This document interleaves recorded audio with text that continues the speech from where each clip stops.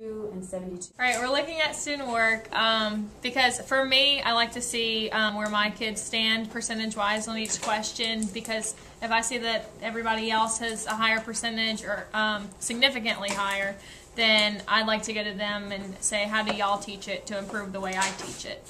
It helps us see what topics we might need to reteach. If everyone bombs something, we weren't hitting the high note with that one, so we need to reteach it, or think about next time that we do teach it.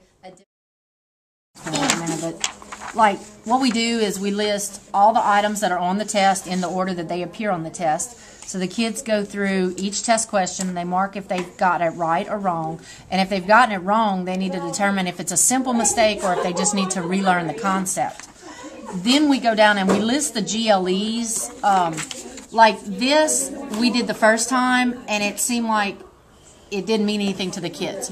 So what I went through and I underlined and highlighted or bold printed the keywords so the kids would know, okay, that's points, lines, and planes, or that's segment measures. They circled, we listed the questions that applied to each GLE, so they circled the ones they got right so they can figure out, hey, I got 7 out of 10 right, that means I mastered this or got 70% of this GLE right. So if a kid, I guess, has 30 or 40%, then that kid needs more work in that specific GLE.